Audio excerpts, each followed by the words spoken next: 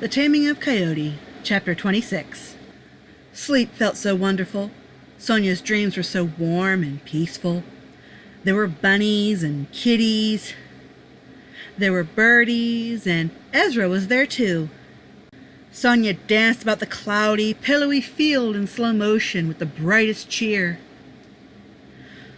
Oh, the flowers were massive and bright yellow, like a field made up of little flowers, except supersized. So warm. It was so warm. Bright. It was so bright. It was too bright. Way too bright. Sonia turned over and covered her head with a pillow with a whine. Ezra hopped onto the bed and crawled up Sonia's covered body. He attempted to shove his muzzle under the pillow to lick her face. His cold nose rubbed against her neck, cheek, and ear. "Rise and shine," Coyote called. "Sit up. I got breakfast for you. Ezra, get down." Down Ezra got as Sonia forced herself to sit up. Her hair was an absolute mess. "Coyote." No, it's a beautiful spring day. The sun is shining, the grass is green, flowers are in bloom, and all of the woodland creatures are out to frolic. He set the tray across her lap. The pancakes smelled so good that her tummy growled for them. Ezra tried to reach his nose up to get a whiff as well. Perhaps he could even knock it over? Coyote pushed him away and placed himself between the young coyote and Sonia's breakfast. "What do you have planned for today?" Sonia asked as she cut up her pancakes. "Will you take me hunting? If it's warm enough, maybe we can go to the lake for a swim. Are there other chores that need to be done? I can help." "So many questions," Coyote chuckled. "You just eat and digest. We're going on a little trip." "A trip? Ooh! Will you be telling me another story?" "Well, I wasn't planning on a story. I could probably think up something by the time we get it moving." "Where are we going?" she asked. "Is it close?" "It's close enough, but still far off a piece," he replied. "You'll see when we get there." Coyote had shown Sonia many marvelous things over the last several months. He taught her so many things. When she was with him, she was like a sponge, soaking up everything and anything he had to offer. He had shown her the lake and taught her several ways to catch a good fish. He showed her some of the best hunting spots. He taught her what was safe to eat, and he taught her how to make and maintain a fire. He taught her to call for the coyotes. An outing with Coyote always meant that something new and interesting would be experienced. After her breakfast, Sonia quickly dressed and raced outside to where Coyote was waiting for her. Ezra zipped out from behind her to tear off about the woods. On a lovely day such as this, he was always so wound up and full of energy. Sonia rushed over to Coyote and leapt onto him. She clung about his body as he held her steady with hardly any effort. "Listen to those birds and bees, Coyote. Smell those flowers." "Yes. Spring is in full swing now," he replied. "It is wonderful weather for travel. It will be a beautiful night. It will be perfect for camping." "Camping?" Sonia squealed. She released him and slid down his body like a fire pole. "You're taking me camping?" "It will take more hours to get to our destination than there are in a day," he explained. "Come now, let's make good time, and have a good time." Sonia bounced around with utter excitement. It attracted Ezra's attention. To him, it looked as if she was playing. Oh, he was always in the mood to play. So at top speed, he bolted back towards the pair. He skipped into the air between them with an excited yip. "Ezra," she laughed. "Don't go getting my dress dirty. Get out of here." "Go on ahead, Ezra," Coyote instructed. "We'll be behind you." This seemed to suit Ezra just fine. Once Coyote began in a direction, he bounced and bounded ahead, going back and forth, as if to plead for the pair to move faster. Sonia enjoyed this outing. She skipped along Coyote's side, and she would balance herself on felled trees when they came upon them. He was an excellent spotter. Ezra, however, only proved to be impatient and clumsy with such a task, and often he fell from the trees rather than balance upon them. When they became tired, they rested. When they became thirsty, there was cool water nearby to drink. Everything they would ever need was about them in these woods. It was as if it were its own self-contained little world. The hours had passed, and what had started as a journey traveled with unbridled joy and energy now began to subdue. Sonia was much more content to move at Coyote's calmer pace. She even took his hand along the way. Ezra, too, began to feel his energy winding down. No longer bouncing about carelessly, he stayed close at a well-paced trot.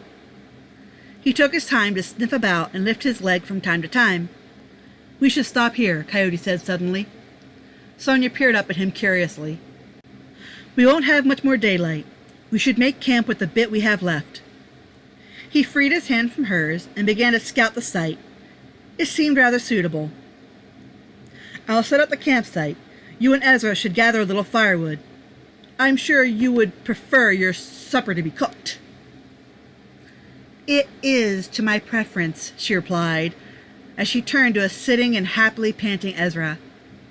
"Well, it's you and me then, Ezra." He let out a bark. Coyote handed her a hatchet. "Hurry now. I would rather you be by a fire while Ezra and I hunt." "Can't I help?" Sonia asked. "My aim is much better now. I hunt good. You said so yourself." "It will be quite dark by then, my dear," he chuckled. He had to admire her enthusiasm. "My eyes, among other senses, are far more developed than yours. Humans hunt best during the day." Sonia let out a defeated sigh. Ezra yipped and grabbed at her skirt. He gave her a whine and a gentle pull. She would never get done if she dallied for much longer. She soon realized that there was no other option open to her. She'd simply have to put her trust in the young Coyote and travel with him. All three of the friends let out a long and satisfied sigh. Down went Ezra, and then onto his back to relieve the pressure on his belly. Coyote and Sonia lay back on a set of large but comfortable rocks. From here, if it were not for the trees, there would be a wonderful view of the stars. "That was so good." "Yes," Coyote replied. "A full belly is so nice. Digesting it is the hard part." She let out a giggle. A long silence followed. It was so peaceful that Coyote closed his eyes and began to doze. Ezra was already fast asleep and snoring rather loudly. "This is so nice." No response came to Sonia's remark. "Coyote?" "Huh?" "Are you asleep already?" she giggled. "I could go to sleep," he replied, "but I don't think I'm much use for anything else." "Will there be no stories tonight?" "Stories? Well, once upon a time there were these 3 bears." "Coyote!" Sonia laughed. "I don't think I have any more stories that would be of interest to you. I've told you all there is to know about Tern." "So, will we just sit here in silence?" "I'm getting the feeling that such a thing will not settle well with you," he chuckled. "I'm content, but I'm not sleepy," she explained. "I want to hear a story."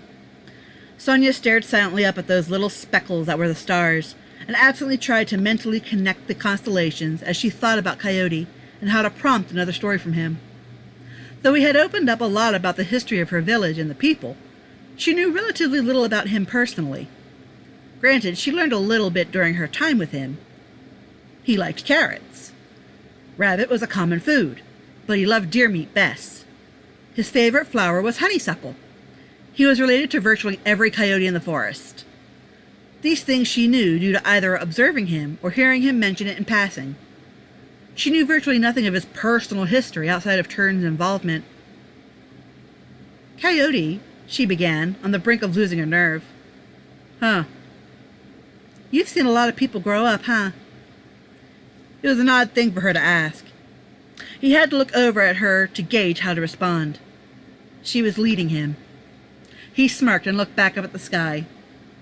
"Yes, I've seen a lot of young people grow and gain wisdom." "What about you?" she asked. "I'm sure you've gained a lot of wisdom over the centuries. Or were you born so wise?" He had to chuckle a little at that.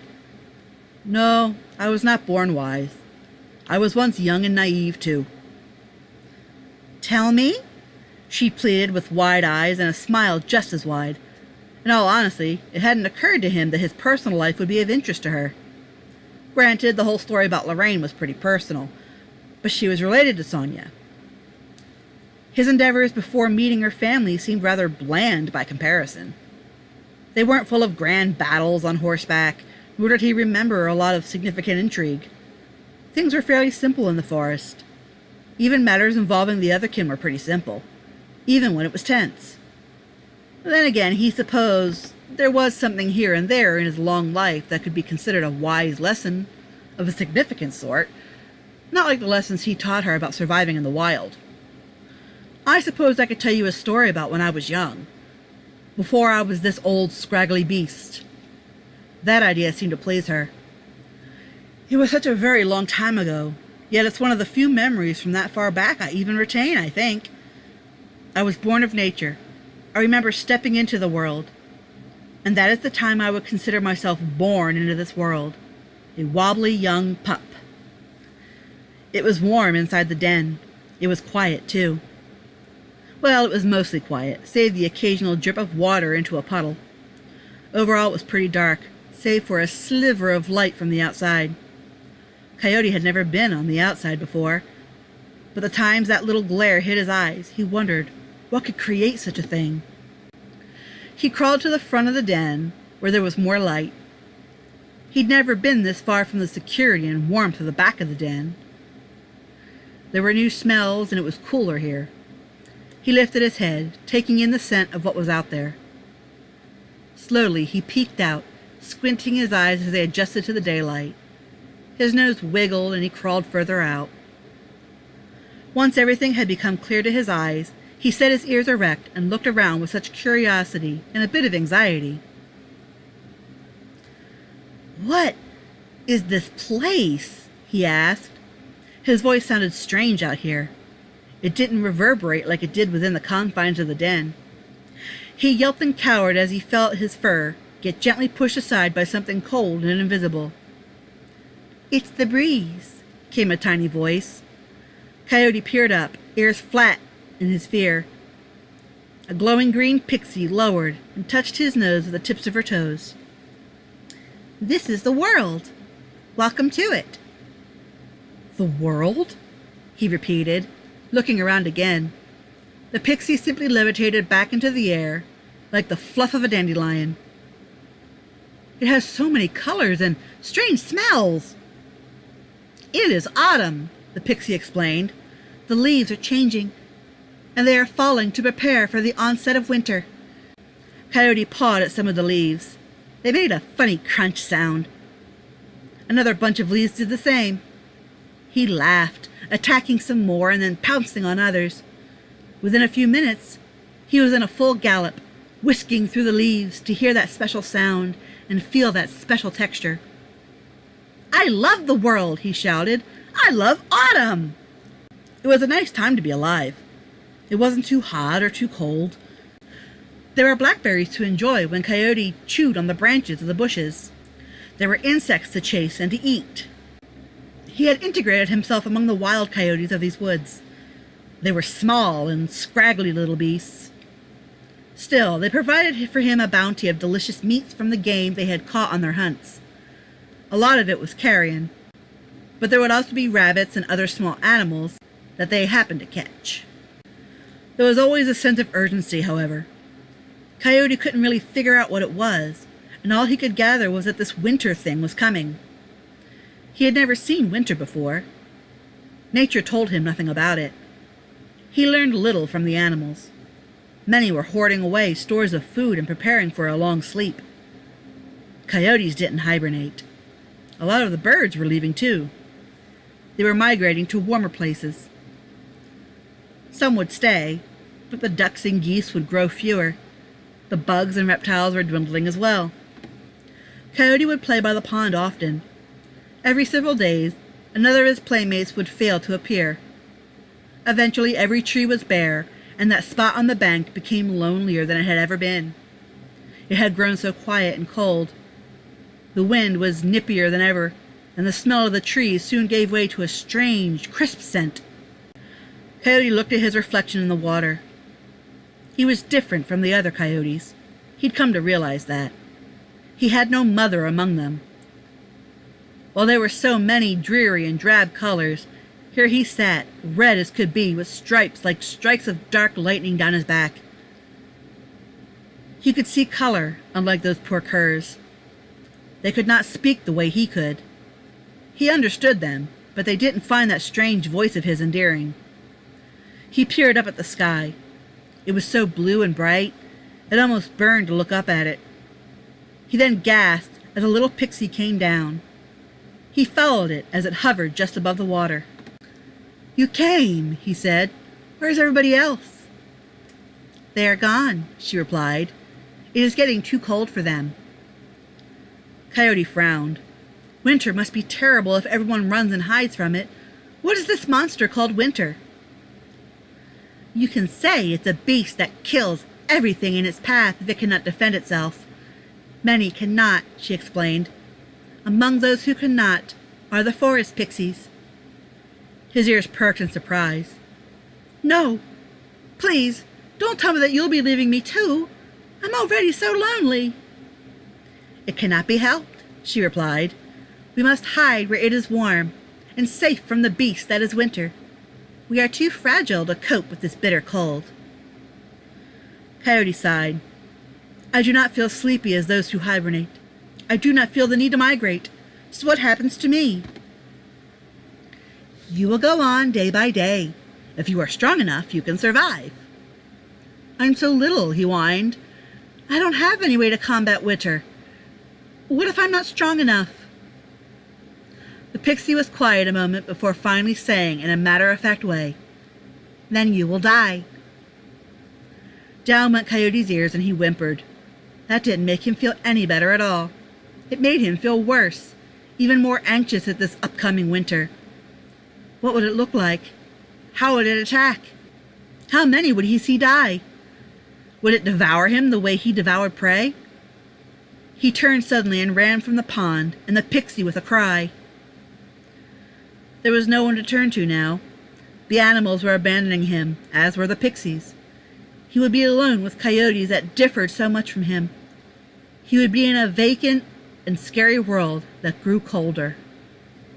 Winter would stalk through the forest and claim its prize, Coyote probably among them. He stopped at the den that he had left some several weeks prior. He wanted to crawl back in, but he had grown since departing from it. He wouldn't fit. The smell inside was so musty now and dreary compared to the open air to which he had grown accustomed. A pang in his belly reminded him that this place would have no food. He never remembered eating before he came to this world. Still, a part of him believed he could be safe and warm in that pit. He dug at the hole in hopes of making it larger. It was no use, as the tunnel itself was far too small to accommodate him. He sat back, frowning at the mess he had made. He whimpered and whined before lifting up his head and letting out a sad and pathetic howl. He wasn't sure what good it would do, if any. He just couldn't hold back his sadness and fear any longer. No one would come to comfort him, he thought. No one knew how to comfort him. He didn't even know how. Still, he howled and howled in lieu of tears and of wails. What would become of him? A heavy gust of wind blew by. It was quite strong and nearly toppled him over. Leaves spun about, helpless as they went along. Unlike the cold and bitter winds that had plagued the forest, this one had a strange warmth and familiarity to it. A soft voice cooed and beckoned for him to follow. He got up and began to follow warily. It was such an eerie sound, with such a bare backdrop. Still, Coyote could not stop himself from following that sweet beckoning. In due time, he stopped at the entrance of a glen, closed off by what was left of the weeping willow trees. A babbling brook trickled through and curved about smooth rocks. Upon one large rock sat a strange figure. She was barely visible, but there was no mistake. She was in a long dress, and it covered her feet. Her hair was long and thick, full and accented with flowers. Her scent was sweet. Coyote couldn't place the fragrance, as he had not had the pleasure of smelling these flowers before. Soon she was as tangible as the trees and just as lovely as they had once been. Her hair was green. Her skin was as brown as the bark, with an iridescent gown. She held out her hand with a soft smile and beckoned. "Come, my son." Coyote was wide-eyed with amazement and gasped at her beauty. He then gasped again, more loudly, as he looked at his hands. Hands! He wasn't that little animal anymore, but a strange creature like her. Only his skin was so white, like the clouds. He was small and adorably chubby, dressed in a simple brown cloak and a white baby gown, and bloomers. So strange. The closest he had ever seen to such a creature had been the pixies, and not a pair of wings did he find on himself, or on this woman before him. He was amazed at the natural order of which he moved. A life so far on all fours was no consequence, as he toddled forward on 2 legs towards her. He sniffled as he approached. The salty wetness welled up in his eyes and began to fall. "Why are you in such sorrow?" she asked in such a melodious voice. She placed a hand on his head, and he fell to his knees beside her. He cried into her dress for several minutes. He didn't know her by name and had never really seen her before, yet his heart seemed to recognize her, and he didn't bother to question that. "I'm afraid," he whimpered. He looked up at her through those teary eyes. It blurred her form. "Everything is going away, and winter is coming." "Winter can be scary," she admitted. "Will I die?" he asked. "I cannot answer that," she said simply. "That will be up to you. The choices you make will determine if you will survive winter." "I'll be all alone," he said. "Don't be silly," she chuckled. "There are many creatures that are active during winter. It will be very hard, I will not lie. You may not like it, but it is something you must face. Face it you will. Soon, it will be of little consequence to you." "How will I know what to do?" "Listen," she cooed. "Just listen if you are truly lost. I am everywhere. I cannot take away your struggles. But if you listen carefully, I can help you when you really need it. Do you understand?" Coyote wiped his eyes with his sleeve. "I think so. I don't know." Her words brought him some comfort, but he still felt the anxiety. She took him up in her arms and cradled him. It brought the tears again, only these tears were due to an overwhelming feeling of another sort. A part of him felt much better. He wanted to drift away in that moment and sleep against her breast for the entirety of winter. Her warmth and security just made everything seem so simple and trivial. Maybe it would all be okay. Sonia sat up and looked down at Coyote as he continued to look up at the stars. He only peered over at her momentarily. "What is it?" "The woman. Was that nature? Your mother?" she asked. "Yes," he said with a slight nod. "She very rarely takes on a tangible form. Normally she communicates through subtle means." "So how did you survive your first winter?" "It wasn't easy," he admitted.